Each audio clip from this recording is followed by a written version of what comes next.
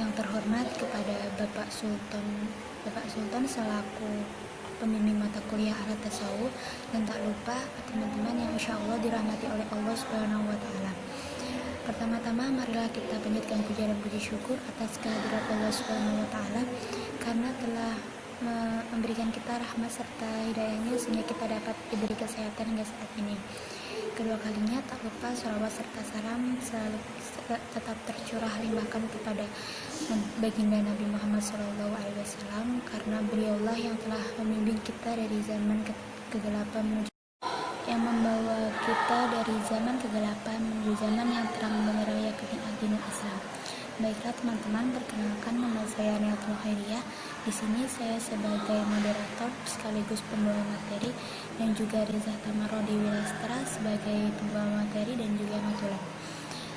Di sini kami akan menyampaikan materi yang berjudul standar baik dan buruk, konsep baik dan buruk. Yang pertama, pokok pembahasan yaitu pengertian baik dan buruk, perbedaan pendapat baik dan buruk, konsep dasar baik dan buruk menurut aliran filsafat, dan hubungan baik dan buruk dengan ilmu kalam. Sebelum masuk materi, marilah kita baca basmalah terlebih dahulu. Bismillahirrahmanirrahim. Baiklah teman-teman, yang pertama adalah pengertian baik dan buruk. Baik dan buruk merupakan sifat yang selamanya akan menempel pada suatu benda, terlepas apakah benda itu mati atau hidup. Setiap ada pengertian baik, ada pula pengertian buruk. Dalam mendefinisikan baik dan buruk, setiap orang pasti berbeda-beda, sebab sumber penentu baik dan buruk yaitu Tuhan dan manusia, wahyu dan akal, agama dan filsafat. Di sini kami juga menyantumkan beberapa perbedaan pendapat dari para tokoh. Yang pertama, bin Abi Thalib, yaitu kebaikan adalah menjauhi diri dari larangan, mencari sesuatu yang halal dan memberi kelonggaran kepada keluarga. Yang kedua, Ibnu Maskawai, kebaikan adalah yang dihasilkan oleh manusia melalui kehendak yang tinggi, keburukan adalah sesuatu yang diperlambat demi mencapai kebaikan. Dan yang ketiga, Muhammad Abduh, kebaikan adalah apa yang lebih kekal faedahnya sekalipun menimbulkan rasa sakit dalam melakukannya. Jadi di sini perbedaan pendapat antara kebaikan dan buruk itu berbeda-beda. Intinya perbedaan baik dan buruk itu tergantung pola pikir dan pandangan masing-masing. Jika menurut teman-teman hal itu baik, maka lakukanlah. Kalau menurut teman-teman itu buruk, maka tinggalkanlah.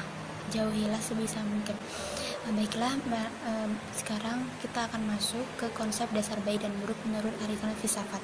Di sini kami mengambil tiga aliran filsafat. Yang pertama, aliran hedonisme. Menurut aliran hedonisme, yaitu setiap perbuatan dikatakan susila apabila perbuatan itu mengandung kelezatan dan kenikmatan. Yang kedua, kelezatan dan kenikmatan merupakan suatu tolak ukur dalam menentukan baik buruknya suatu perbuatan. Di aliran hedonisme ini lebih ke pola pikir antara masing-masing manusia atau kelompok, dan juga tergantung bagaimana kita menyikapinya. Yang kedua adalah aliran naturalisme. Menurut aliran naturalisme, ukuran baik dan buruk adalah apakah sesuatu itu sesuai dengan fitrah atau naluri manusia atau tidak, baik fitrah lahir maupun batin. Apabila sesuai dengan fitrah dikatakan baik, sedangkan apabila tidak sesuai dipandang buruk. Menurut fitrah ini lebih ke perbuatan tidak disadari atau kodrat yang telah diberikan Allah kepada manusia untuk melakukan suatu perbuatan, entah itu perbuatan baik atau buruk. Bagaimana cara pandang orang tersebut menyikapinya. Selanjutnya kita masuk ke aliran idealisme. Di aliran idealisme ini menjelaskan kalau baik dan buruk itu wujud yang paling dalam dari kenyataan atau hakikat adalah kerohanian. Seseorang berbuat baik pada prinsipnya bukan karena dianjurkan orang lain, melainkan atas dasar kemauan sendiri atau rasa kewajiban. Sekalipun diancam dan dicela orang lain, perbuatan baik itu dilakukan karena adanya rasa kewajiban yang terdapat dalam nurani manusia. Jadi perbuatan baik itu aslinya perbuatan yang wajib atau kewajiban bagi setiap manusia untuk melakukan perbuatan yang baik. Yang kedua, faktor yang paling penting mengaruhi manusia adalah kemauan yang melahirkan tindakan yang konkret. Adapun pokoknya di sini adalah kemauan baik. Kemauan yang baik adalah dihubungkan dengan suatu hal yang menyempurnakannya, yaitu rasa. Perbuatan baik itu juga tergantung faktor-faktor yang mempengaruhinya. Salah satunya yaitu lingkungan yang membawa hal-hal positif kepada kita dan orang lain.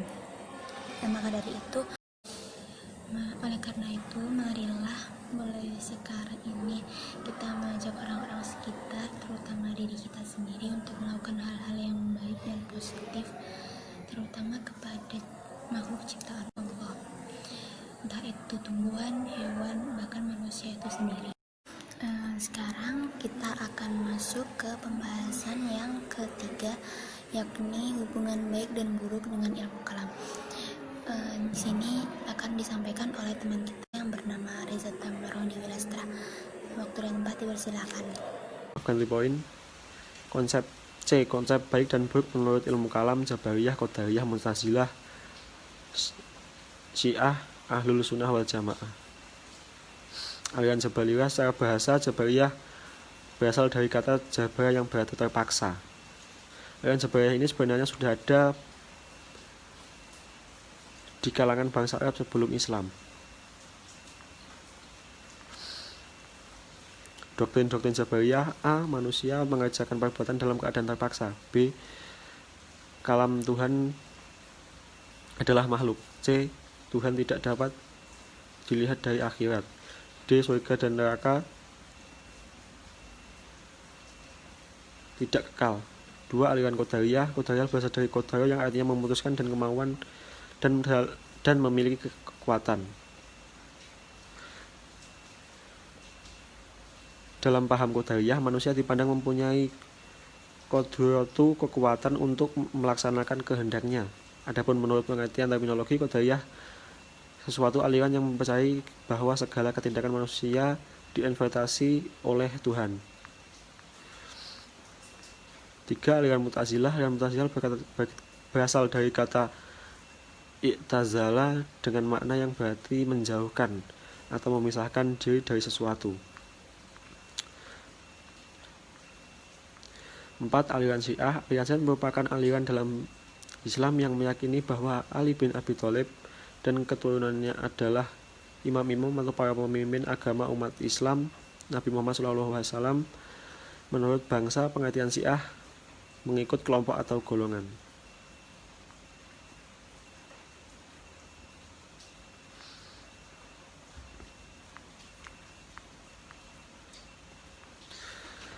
Aliran Ahlus Sunnah wal Jamaah. Aliran Ahlus Sunnah merupakan orang-orang yang berpegang teguh pada sunnah Nabi SAW.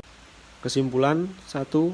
Baik dan buruk merupakan sifat yang selamanya akan menempel pada suatu benda yang terlepas apakah benda itu mati atau hidup. Kedua, baik dan buruk segala sesuatu yang berhubungan dengan leluhur, bermartabat, menyenangkan, dan disukai manusia. Ketiga, ilmu kalam atau ilmu usuluddin yang membahas pokok-pokok dalam Islam yang mengarahkan perbuatan manusia. Sekian dari kelompok kami. Wassalamualaikum warahmatullahi wabarakatuh.